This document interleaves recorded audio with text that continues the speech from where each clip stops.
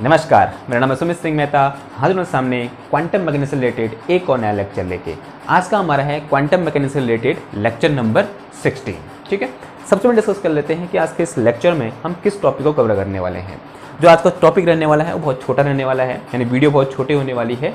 और टॉपिक का नाम है हमारा क्या, मैटर वेव इन या फिर matter wave of microscopic particle. ठीक है, देखो अभी तक हमने क्या डिस्कस किया, इससे पिछले वाले लेक्चर में हमने या फिर उससे या फिर दो तीन लेक्चर से चल रहा है हमारा, वो क्या चल रहा है, मैटर वेव चल रहा है सिंपल, या फिर डी ब्रोगली वेव चल रहा है।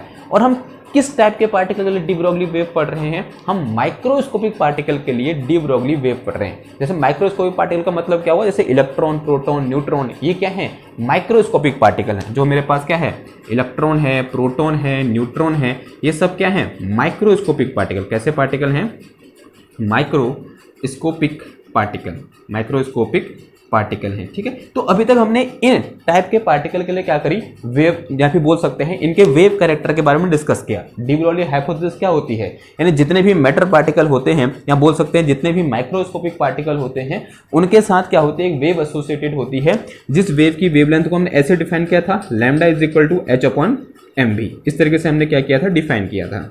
ना क्वेश्चन ये आता है कि जब हम किसकी बात करेंगे, माइक्रोस्कोपिक पार्टिकल की बात करेंगे। किसकी बात करेंगे, माइक्रोस्कोपिक पार्टिकल, माइक्रोस्कोपिक पार्टिकल की जब हम बात करेंगे और जब ये पार्टिकल मूव करेंगे, क्या इनके साथ भी कोई वेव एसोसिएटेड होगी?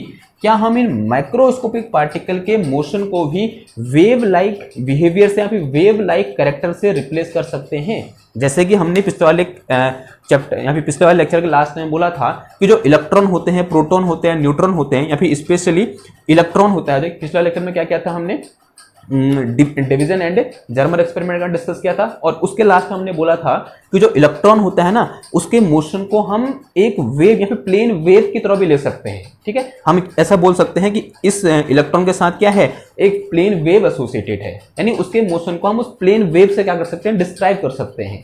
तो उसी तरीके से क्या जो मैक्रोस्कोपिक पार्टिकल होते हैं, कौन से पार्टिकल होते हैं, मैक्रोस्कोपिक पार्टिकल होते हैं, क्या उनके मोशन को भी हम किसी एक वेव की हेल्प से डिस्क्राइब कर सकते हैं? या फिर बोल सकते हैं और अच्छी तरह बोले, या हम ऐसा बोल सकते हैं क्या इनके साथ भी कोई वेव एसोसिएटेड होती है? तो आपके दिमाग में पहला क्वेश्चन तो ये आना चाहिए कि भैया यहाँ आप बोल रहे हो माइक्रोस्कोपिक पार्टिकल, माइक्रोस्कोपिक पार्टिकल ये क्या होते हैं, जैसे इलेक्ट्रॉन, प्रोटॉन, न्यूट्रॉन, वो क्या है, माइक्रोस्कोपिक पार्टिकल है। आपने बता दिया हमको, यानी और भी जो होते हैं पार्टिकल वो क्या है, माइक्रोस्कोपिक पार्टिकल, समझ में आ गया। अबे मैक्रोस्कोपिक पार्टिकल से क्या मतलब हुआ आपका?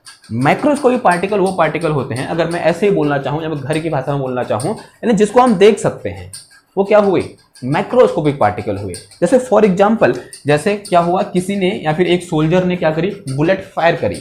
तो जो बुलेट है वो क्या है, एक मैक्रोस्कोपिक पार्टिकल है। क्या है, बुलेट, जैसे क्या है, बुलेट, बुलेट क्या है, एक मैक्रोस्कोपिक पार्टिकल। से बुलेट फायर करी और बुलेट ऐसे मूव कर रही है, तो वो क्या मूव कर रही है बोलेंगे हम, एक पार्टिकल मूव कर रहा है। और वो पार्टिकल कैसा है, एक माइक्रोस्कोपिक पार्टिकल है, क्योंकि हम उस बुलेट को आंख से देख सकते हैं।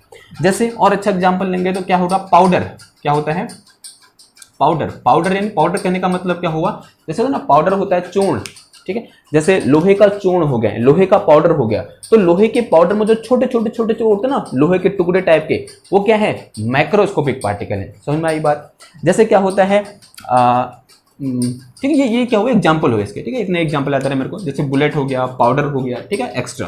तो समझ रहे होगा माइक्रोस्कोपिक पार्टिकल से क्या मतलब हुआ मेरा, सॉरी मैक्रोस्कोपिक पार्टिकल से क्या मतलब हुआ, यानी ऐसे पार्टिकल जिनको हम देख सकते हैं। जैसे बुलेट, बुलेट को मैं देख सकता हूँ, मैं कोई पत्थर फेंक रहा हूँ, पत्थर क्या है, एक माइक्रोस्कोपिक पार्टिकल है, यानी उसको मैं देख सकता हूँ ना। क्वेश्चन ये है, क्या उस पत्थर के साथ भी क्या कोई वेव एसोसिएटेड होगी, या फिर जो बुलेट जो मूव कर रही है उसके साथ भी क्या कोई वेव एसोसिएटेड होगी? यानी और अच्छे से बोलूं तो मैं क्या बोलूंगा, क्या उस बुलेट के मोशन को भी मैं क्या कर सकता हूं, एक वेव की हेल्प से डिस्क्राइब कर सकता हूं? तो क्वेश्चन ये है हमारा, क्वेश्चन लिख के चलते हैं, इसे मिटाते हैं यहां पर और देखते हैं कि इससे वेव एसोसिएटेड होती है या नहीं होती है। तो पहला क्वेश्चन यही है कि क्वेश्चन है, क्वेश्चन करके लिखो, question is microscopic particle, question लिखना, इज माइक्रोस्कोपिक पार्टिकल, स्कोपिक particle also display wave like feature, wave like feature. क्या माइक्रोस्कोपिक पार्टिकल भी वेव लाइक फीचर दिखाते हैं? तो इसका आंसर है, आंसर लिखो, आंसर है यस, आंसर है यस, दे डू। ये क्या करते हैं? ये दिखाते हैं, they do, yes they do. अब देखो जो अगली लाइन लिख रहा हूं उसको पहले लिख लेते हैं फिर उसको समझेंगे, ठीक है। Yes they do but wave feature या फिर वेव लेंथ या बोल सकते हैं D Broglie wave length of microscopic macroscopic particle, but de Broglie wave length, D Broglie wave length of macroscopic particle, macroscopic particle, macroscopic particle example लिख दें यहां पर। फॉर एग्जांपल क्या हो जाएगा? बुलेट। बुलेट क्या है? एक मैक्रोस्कोपिक पार्टिकल है, ठीक है। क्या लिखा? De Broglie wavelength of macroscopic particle is very small to detect, is very very small, बहुत छोटी भी नहीं, बहुत बहुत छोटी, very very small to detect, यानी हम उसको डिटेक्ट कर ही नहीं सकते। It is very very small to detect. Clear हुई बात? ओके इसी बात को हम ऐसे भी लिख सकते हैं, देखो। और हम इसको क्या लिख सकते हैं? हम इसको लिख सकते हैं D Broglie wavelength of macroscopic particle. ये थ्योरेटिकली लिख रहे हैं, अभी हम इसको मैथमेटिकली समझेंगे क्यों वो डिटेक्ट हम उसको नहीं कर सकते हैं। देखो पहले लिख लो, ठीक है। तो क्या लिख सकते हैं? देखो हम ऐसे लिख सकते हैं D Broglie wavelength, de Broglie wavelength, wavelength of macroscopic particle, macroscopic particle, de Broglie wavelength of microscopic particle is very small, is very small in compare to size of particle, size of particle, in compare to size of particle, size of particle, ठीक है। यानी कहने का मतलब क्या हुआ कि अगर मेरे पास बुलेट है, अगर मैं लिख के चलूं यहां पर, if our microscopic particle is bullet, यहां पे ऐसा लिखो इट मीन, इसका मतलब इट मीन्स, ओके यहां से लिखें it means if our microscopic particle is bullet, ये बुलेट किस में सही लिख रहा हूं यार मैं, BULL, बुलेट, बुलेट मतलब वो गोली, हाँ बंदूक वाली। If our microscopic particle is bullet then wavelength of moving bullet, ऐसे लिखो क्योंकि मूव करेंगे तभी तो वेवलेंथ होगी, moving bullet is very small,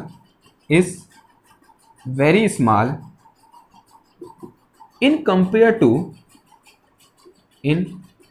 compare to size of bullet. यही कहने का मतलब हुआ इसका, साइज ऑफ बुलेट, ठीक है। बुलेट की साइड से क्या होगी? वो बहुत ही छोटी होगी, इसलिए उसको हम डिटेक्ट नहीं कर सकते। So we can't detect it, so we can't detect it. इसका मतलब हम उसे डिटेक्ट नहीं करते हैं, नहीं कर सकते। So we can't detect it, हम उसे डिटेक्ट कर ही नहीं सकते। तो ये कहानी किसकी है? मैक्रोस्कोपिक पार्टिकल की है, यानी जिनको हम आंखों से देख सकते हैं उन पार्टिकल की कहानी कुछ ऐसी है कि उनके साथ जो एसोसिएटेड वेव होती है या फिर उनका जो वेव लाइफ कैरेक्टर की जो वेवलेंथ होती है वो बहुत ही छोटी होती है और उसको हम यहां बोल सकते हैं उसको हम डिटेक्ट कर ही नहीं सकते हैं। तो क्वेश्चन ये आता है आपके दिमाग में कि भैया जो माइक्रोस्कोपिक पार्टिकल होती हैं उनकी वेवलेंथ को कैसे डिटेक्ट कर लेते हैं हम? तो लिखो फॉर वेयर्स, ऐसे लिखो वेयर्स, ऐसे लिखो, नोट करके लिखो, फॉर माइक्रोस्कोपिक पार्टिकल, यहां पर लिखो for microscopic particle, for microscopic particle de Broglie wavelength de Broglie wavelength is approx equal to ऐसे लिखो, इज इक्वल और ग्रेटर लिखो, या तो इक्वल होती है, is equal or larger than size of particle, than size of particle. Equivalent या तो उसके बराबर होगी या फिर उससे क्या होगी, ज्यादा होगी। So we can detect it, so we can detect it. ठीक है, यही रीजन है कि जो माइक्रोस्कोपिक पार्टिकल होते हैं उनके साथ जो वेव एसोसिएटेड होती है उसको हम डिटेक्ट कर सकते हैं। क्यों? क्योंकि जो वेव होती है उसकी जो डी ब्रोगली वेव होती है, या क्या लिखा, the de Broglie wave of, अरे सॉरी ये गलत है, for microscopic particle de Broglie wavelength लिखना, de Broglie wavelength is equal or larger than the size of particle, than the size of particle. ठीक है, अंग्रेजी देख लेना, than the size of particle, so we can detect it. यही reason है कि microscopic particle के साथ जो डी ब्रोगली वेवलेंथ होती है उसे हम डिटेक्ट कर सकते हैं, और मैक्रोस्कोपिक पार्टिकल के साथ जो डी ब्रोगली वेवलेंथ होती है उसे हम डिटेक्ट नहीं कर सकते हैं। ठीक है, क्लियर हुई बात? तो यहां से एक जनरल रूल दे देते हैं। ठीक है, ये लिखा हमने तो इसको जनरल रूल दे दो। एक जनरल रूल क्या हो जाएगा, इसे मिटा दो, ये नोट कर लो, मैं ये रूल दे रहा हूं यहां पर। जनरल रूल लिख के इसे हिंट डालना, उसको लिखते हैं जनरल रूल। ठीक है, ये नीचे का लिखो आप, मैं तब तक ऊपर जनरल रूल लिखता हूं। तो जनरल रूल क्या हो जाएगा, जनरल रूल, तो यहां पर एक जनरल रूल बना देते हैं। जनरल रूल क्या है? जनरल रूल ये है, इफ वेवलेंथ ऑफ पार्टिकल, या फिर if D Broglie wavelength of particle, de Broglie, if D Broglie wavelength of particle, इसे मिटा दें, if D Broglie wavelength of particle is very small, if smaller than the size of particle, then the size of particle, then we cannot detect it, then we can't detect it, हम उसे detect कर ही नहीं सकते। And if, उसका आगे लिखो, and if size of, या बोलते हैं if D Broglie wavelength of particle, if D Broglie wavelength of particle, wavelength of particle is, if d Broglie wavelength of particle is equal or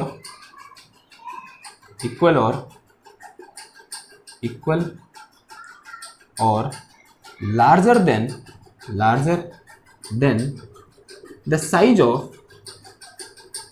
the size of particle, then we can detect it, then we can detect it. ठीक है, ये simple सा rule हो गया। अगर आपसे पूछे कि कौन से पार्टिकल वो होंगे जिनके साथ एसोसिएटेड वेव को हम डिटेक्ट कर सकते हैं, वेव तो हर पार्टिकल के साथ होगी, यानी कोई भी पार्टिकल मूव कर रहा है तो उसके साथ वेव एसोसिएटेड होगी, लेकिन डिटेक्ट उन्हीं पार्टिकल के साथ हो पाएगी, अब उन्हीं पार्टिकल की डी ब्रोगली वेवलेंथ डिटेक्ट हो पाएगी जिनकी डी ब्रोगली वेवलेंथ पार्टिकल के साइज के बराबर होगी या फिर पार्टिकल के साइज से क्या होगी, बड़ी होगी। क्लियर हुई बात? और जो मैक्रोस्कोपिक के केस में होता है वो डी ब्रोगली वेवलेंथ क्या होती है, जो साइज ऑफ पार्टिकल है उससे कम होती है, तो हम उसको डिटेक्ट कर ही नहीं पाते हैं और बहुत कम होती है। ठीक है, और कितनी कम होती है उसको हम एग्जांपल ले लेते हैं जेटली से, उसको भी एग्जांपल की हेल्प से समझते हैं। ठीक है, एग्जांपल लेते हैं फिर समझते हैं। ठीक, तो मैं इसे मिटाता हूं, फिर एग्जांपल लेते हैं और इस तरह समझते हैं इसको। ओके, इसे मिटा दूं, ठीक है, चलो लिख लो आप। तो मैं तब तक एग्जाम्पल लिखता हूँ, एग्जाम्पल देखता हूँ क्या है। देखो जेटली का एग्जाम्पल है, एक क्या है बोल रहा है, एक प्रोटॉन दे रखा है उसने, एक बुलेट दे रखी है। ठीक है, एक माइक्रोस्कोपिक पार्टिकल ले लिया उसने, एक माइक्रोस्कोपिक लिख लिया। इधर क्या ले लिया उसने, माइक्रोस्कोपिक पार्टिकल, माइक्रोस्कोपिक पार्टिकल ले लिया, और इधर क्या ले लिया, मैक्रोस्कोपिक, मैक्रोस्कोपिक। ठीक है, इधर क्या ले लिया, एक प्रोटॉन ले लिया, क्या ले लिया, प्रोटॉन ले लिया, यानी प्रोटॉन यानी पी ले लिया, और इसकी काइनेटिक एनर्जी दे दी उसने, क्या दे रखी है, काइनेटिक एनर्जी इक्वल टू दे रखी है कितनी है इसकी, 70 मेगा इलेक्ट्रॉन वोल्ट। कितना दे रखी है, 70 मेगा इलेक्ट्रॉन वोल्ट। और क्या दे रखा है, इसका रेस्ट मास दे रखा है, यानी mass of proton into C square. Rest mass क्या होता है, mass of proton into C square, this is equal to 938.3 mega electron volt, 938.3 mega electron volt. ये डेटा दे रखा है इसके लिए। ठीक है, इसके लिए, इस माइक्रोस्कोपिक पार्टिकल के लिए, माइक्रोस्कोपिक पार्टिकल में बुलेट दे रखी है उसने क्या दे रखी है, ए बुलेट, ये दे रखी है ए बुलेट ऑफ 100 ग्राम, कितने की, 100 ग्राम की, जो मूव कर रही है किस स्पीड से, v is equal to 900 metre per second की स्पीड से क्या कर रही है, मूव कर रही है। अब देखो ये कैसा पार्टिकल हुआ, बुलेट कैसी पार्टिकल हुई, माइक्रोस्कोपिक, और यहाँ जो मैंने क्या लिया है, प्रोटॉन लिया है, ये कैसा पार्टिकल हुआ, माइक्रोस्कोपिक। अब हम क्या करेंगे, इन दोनों के लिए डी ब्रोगली वेव देखेंगे, और हम पाएंगे, ठीक है, हम पाएंगे कि इसकी जो वेवलेंथ निकलेगी उसको हम डिटेक्ट कर सकते हैं, या फिर वो इस प्रोटॉन की वेवलेंथ के ऑर्डर की निकल, सॉरी, इस प्रोटॉन के साइज के ऑर्डर की निकलेगी, या तो उससे बड़ी निकलेगी या उसके बराबर निकलेगी। ठीक, और हम ये भी पाएंगे कि जो माइक्रोस्कोपिक पार्टिकल में जो बुलेट है उसकी वेवलेंथ क्या है, बहुत छोटी है। देखें, चलो सबसे पहले फॉर्मूला पता होना चाहिए, क्या होता है डी ब्रोगली वेवलेंथ। यहाँ इस दो पार्ट कर लें, ओ सॉरी ओके, ऊपर का हो गया ना, ये अलग है यहाँ से, ठीक है, बना देना। ओके, इसके लिए देखो सबसे पहले माइक्रोस्कोपिक पार्टिकल के लिए क्या है, वेवलेंथ क्या होता है, लैम्डा इज इक्वल टू होता है काइनेटिक एनर्जी दे रखी है तो काइनेटिक एनर्जी के टर्म में कैसे लिखते हैं हम, lambda is equal to H upon under root of 2m k लिखते हैं। ठीक है, 2m k लिखते हैं, ये तो लिखते हैं 2m इंटू k लिखते हैं। ठीक हो गया ना। अब देखो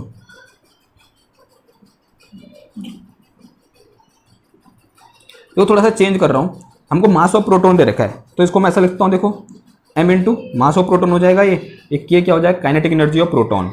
थोड़ा सा चेंज कर रहा हूँ, मैं क्या कर रहा हूँ, यहाँ पर c से मल्टीप्लाई c से डिवाइड कर रहा हूँ। देखो आप ऐसे भी कर सकते हो, h की वैल्यू पुट करना, 2 की वैल्यू पुट करना, मास ऑफ प्रोटॉन पुट करना, आपको याद होता है। ठीक है, 1.6 into 10 to the power -27 kg, और काइनेटिक एनर्जी दे रखी है, इसको जूल में चेंज करके ऐसा भी कर सकते हो आप। ठीक है, लेकिन मैं एक दूसरे मेथड से कर रहा हूँ। देखो क्या है, एक काम कर रहा हूँ मैं, यहाँ पर c से मल्टीप्लाई कर दे रहा हूँ, c से डिवाइड कर दे रहा हूँ। ठीक है, अब ये थोड़ा अजीब लगेगा, लेकिन आप इसके हैबिचुअल हो जाएंगे तो ये इसको इस मेथड से क्वेश्चन करने में क्या होती है, आसानी होती है। ओके, c से मल्टीप्लाई का c से डिवाइड किया। ओके, देखो c से डिवाइड करने का मतलब अगर मैं अंडररूट के अंदर लिखूंगा तो क्या लिखूंगा, c स्क्वायर लिखूंगा, तो क्या होने का 2mp into C square into के आ गया। यहाँ तो कोई दिक्कत नहीं है ना। देखो ये c स्क्वायर है, इधर बाहर आके c बचा, c से c कैंसिल हो गया, यही आ गया।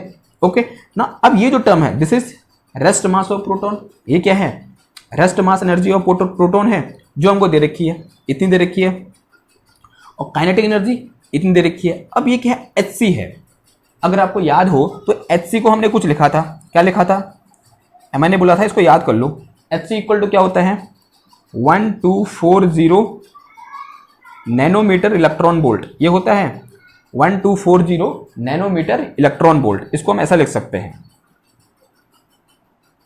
ओके, देखो इसको मेगा इलेक्ट्रॉन वोल्ट में चेंज कर सकता हूं मैं, मेगा मतलब 10 टू द पावर 6, या फिर इसको ऐसा लिखो, ये क्या है 10 टू द पावर, एक मिनट, एक काम करो, यहां पर इसको 1240 नैनोमीटर यानी 10 टू द पावर -9 हुआ, इसको 10 टू दी पावर -15 से मल्टीप्लाई कर दो, 10 टू दी पावर -15 से डिवाइड कर दो, और इसको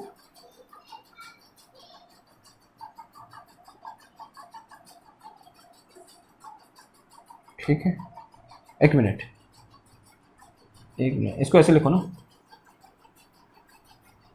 नैनोमीटर को मीटर में चेंज कर दिया, इतना मीटर इलेक्ट्रॉन वोल्ट आ गया ये। ठीक है, अब देखो 1 मीटर इक्वल टू क्या होता है, सॉरी 1 मीटर नहीं, 10⁻⁻15 मीटर इज इक्वल टू 1 फेम्टोमीटर। ये पढ़ा है हमको कि 10⁻⁻15 इक्वल टू 1 फेम्टोमीटर। तो इसकी जगह मैं क्या लिख सकता हूँ, 10⁻⁻15 मीटर लिख सकता हूँ।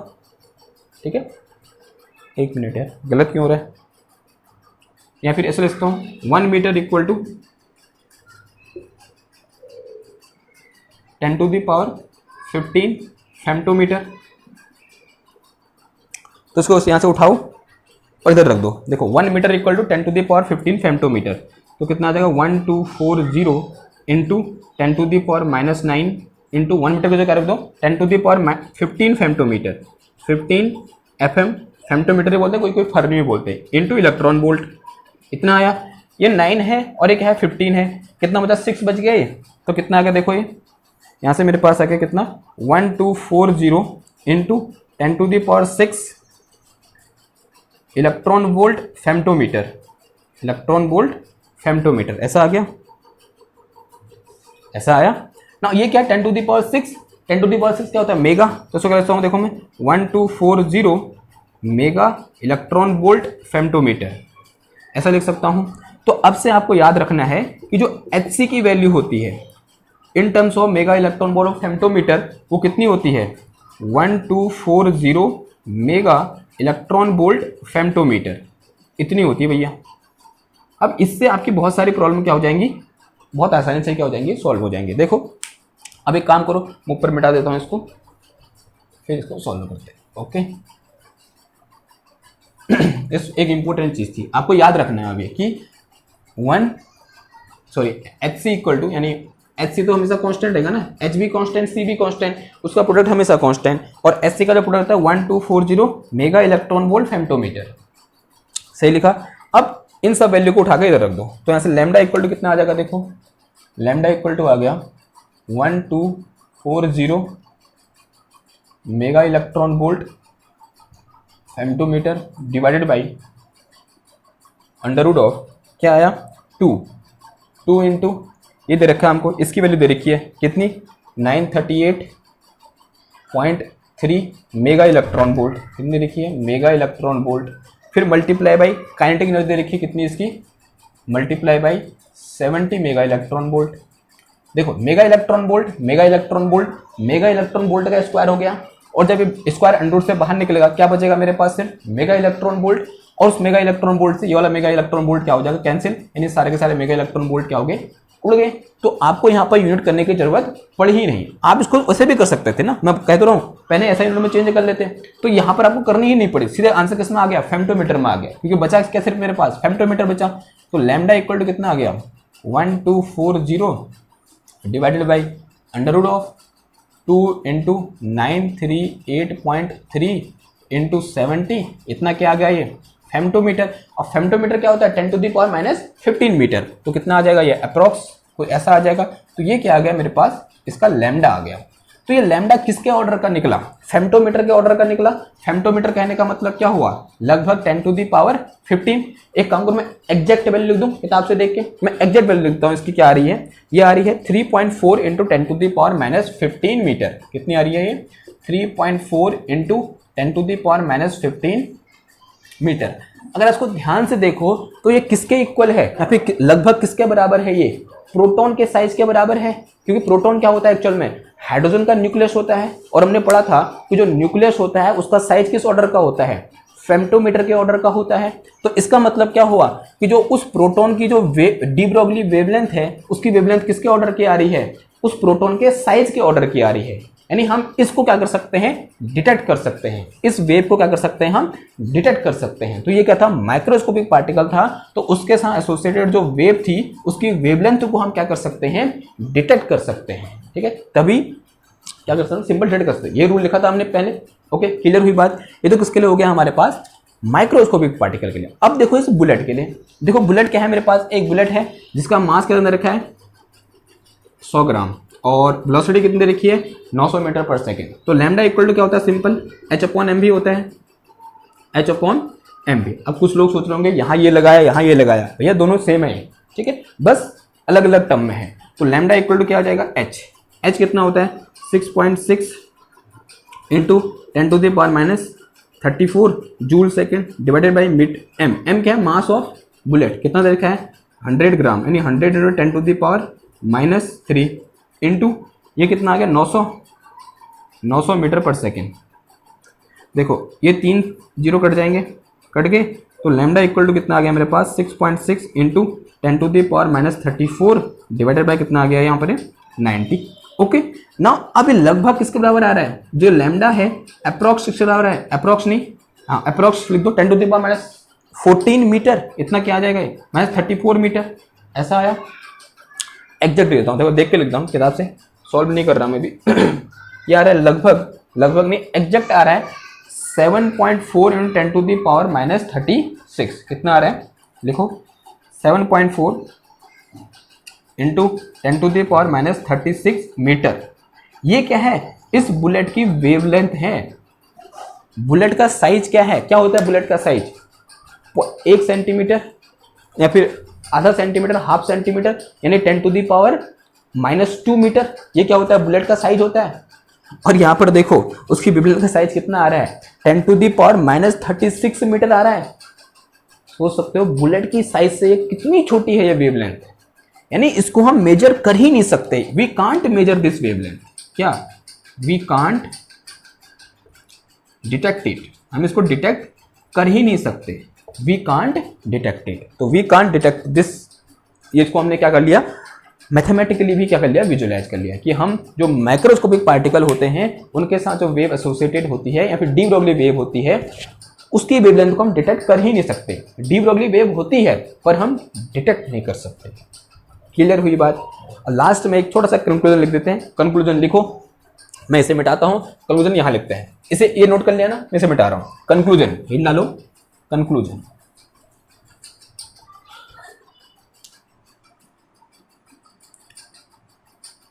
कंक्लूजन क्या है हमारे पास? कंक्लूजन कुछ ऐसा है, D Broglie wave of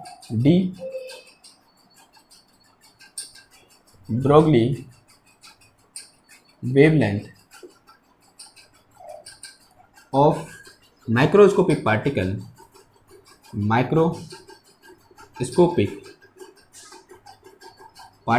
is finite। कैसी होती है वो?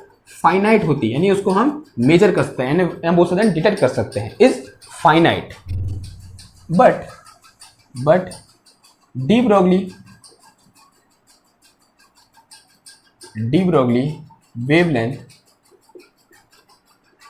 Broglie wavelength of macroscopic particle, किसकी? Macroscopic particle is infinitesimally small. इसकी स्पेलिंग देखना यार, मेरे को याद नहीं आ रही। इनफाइनिटेसिमली, मैं देख लेता हूँ, गलत नहीं लिखना चाहिए। INI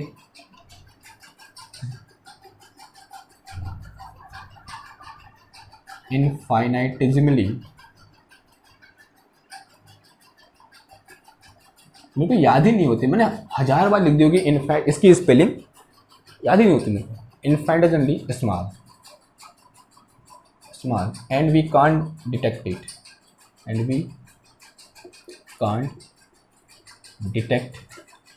ठीक है।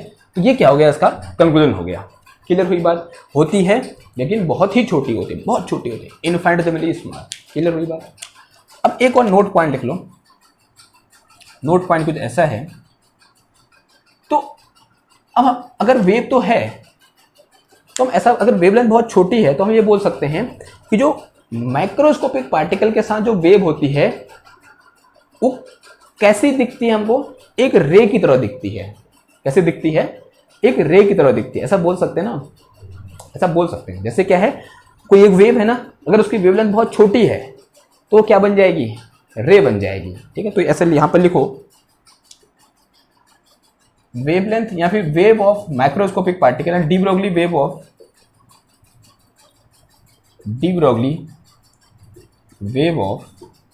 माइक्रोस्कोपिक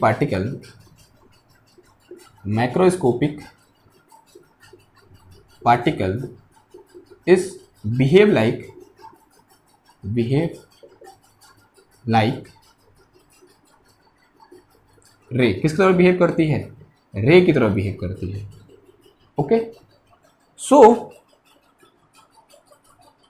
अगर रे है तो रे कहां पढ़ते हैं? ऑप्टिक्स में पढ़ते हैं। यानी रे से के लिए, रे को डिस्क्राइब करने के लिए यहाँ पे कौन सी ऑप्टिक्स होती है? यहाँ पे ज्योमेट्रिकल ऑप्टिक्स। ठीक है, किसकी हेल्प से हम डिस्क्राइब कर सकते हैं इस रे को? ज्योमेट्रिकल ऑप्टिक्स की तरह डिस्क्राइब कर सकते हैं। जिसमें हम पढ़ते थे ना, यहाँ से एक रे आ रही है, इंसिडेंट हो रही है, फिर इस एंगल पे ऐसे रिफ्लेक्ट हो रही है, ऐसा पढ़ते थे। तो उस तरीके से हम रे को किसकी हेल्प से डिस्क्राइब कर सकते हैं? ज्योमेट्रिकल ऑप्टिक्स की तरह डिस्क्राइब कर सकते हैं। And we can describe the motion of ray. तो यहाँ पे लिखो, we can describe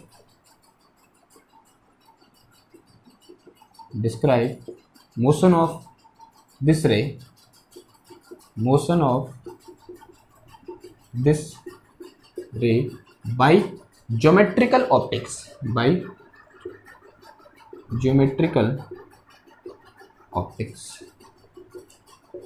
geometrical optics के हेल्प से क्या कर सकते हैं? हम उसको डिस्क्राइब करते हैं। ज्योमेट्रिकल ऑप्टिक्स आपको पता है क्या होती है? जो 12th में पढ़ते हो ना आप, कि रे आ रही है, लेंस में टकराई, फिर ऐसे डिफ्रैक्ट होगी या फिर ऐसे इंसिडेंट होगी, उस तरीके से। ठीक है, तो एक रे आ रही है, ऐसे देखिए, सिंपल क्या आ रही है? रे आ रही है। अब वेव नहीं आ रही है, क्योंकि वेवलेंथ बहुत छोटी है, तो वेवलेंथ किस तरह बिहेव करेगी? एक सिंपल रे की तरह बिहेव करेगी। किसके केस में? माइक्रोस्कोपिक पार्टिकल के केस में, या फिर बुलेट के केस में, ऐसे बोले तो। क्लियर? आई होप आपको लेक्चर अच्छा लगा होगा। तो अगले वाले लेक्चर में कुछ और डिस्कस करेंगे वेव के नेचर के बारे में। वेव बहुत हो रहे हैं, ठीक है, डिस्कस कर लेते हैं, अच्छी बात है, डिस्कस करना अच्छी चीज़ है। तो मिलते हैं आपसे नेक्स्ट क्लास में। तब तक के लिए थैंक यू, धन्यवाद।